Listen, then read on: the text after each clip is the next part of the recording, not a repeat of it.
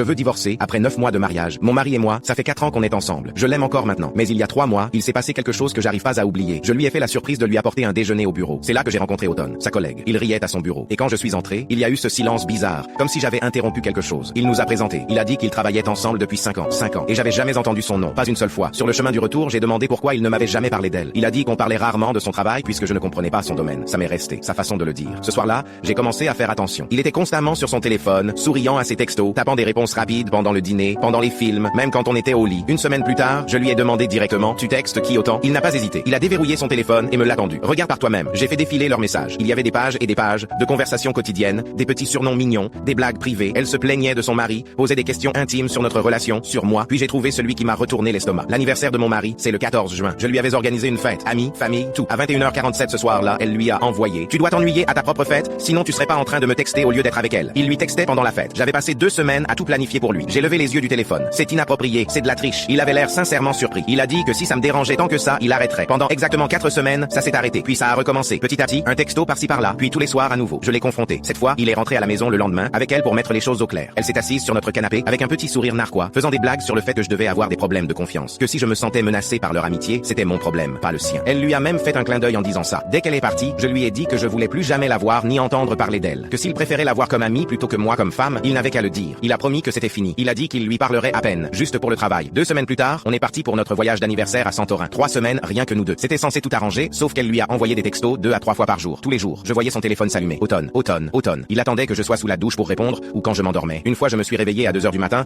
et il était sur le balcon en train de taper. Quand je lui ai demandé, il a dit qu'elle avait des problèmes de couple, qu'elle avait besoin de quelqu'un à qui parler. T'es conseiller conjugal maintenant? J'ai demandé, il a ri. On est rentré avec une semaine de vacances restantes. Il a proposé un dîner et un film. J'ai accepté. On en avait besoin. On était au restaurant, on passait enfin un bon moment quand elle est entrée avec son mari. Elle nous a repérés immédiatement. Elle est venue nous voir. Oh mon Dieu, quelle coïncidence. Vous voulez vous joindre à nous? J'ai dit oui avant que mon mari puisse dire non. Elle était tellement agréable, touchant le bras de mon mari en posant des questions sur Santorin, riant à ses blagues. Son mari disait presque rien. Puis j'ai demandé assez fort pour que tout le monde entende. Alors, comment ça va vous deux? J'ai entendu dire que vous aviez des problèmes de couple. Son mari est devenu blanc. Quoi? Qui a dit ça? Mon mari. Il m'a montré tous vos textos à ce sujet. La table est devenue silencieuse. Automne fixait mon mari. Son mari l'a fixé. Mon mari a essayé de se rattraper, bafouillant quelque chose à propos d'un malentendu. J'ai souri et j'ai dit, oh, désolé si je me suis trompé. J'ai juste supposé vu que tu lui envoyais des textos plusieurs fois par jour pendant nos vacances. Automne avait l'air de vouloir le tuer. Quand on est rentré à la maison, il a explosé. Il a dit que j'avais dépassé les bornes, que je l'avais humilié. Je lui ai posé une seule question. Tu as déjà couché avec elle? Il est resté silencieux, puis une fois avant même que je te rencontre. Je lui ai dit que je voulais divorcer. Au minimum, ils avaient une liaison émotionnelle. Il m'a traité d'idiote. Il a dit que j'exagérais pour des textos avec une amie. C'était il y a 2 semaines. J'ai refusé tout contact physique depuis. Je travaille tard, je vais à la salle de sport, je fais de longues promenades. Je mange seul au restaurant ou à la bibliothèque. Quand je rentre, je prends une douche et je vais directement au lit. Ma mère pense que j'en fais tout un plat pour rien. Ses parents m'ont traité d'immature. Ils supplient pour une thérapie de couple, proposent de démissionner, de déménager, n'importe quoi. Mais mon instinct me hurle que quelque chose ne va vraiment pas.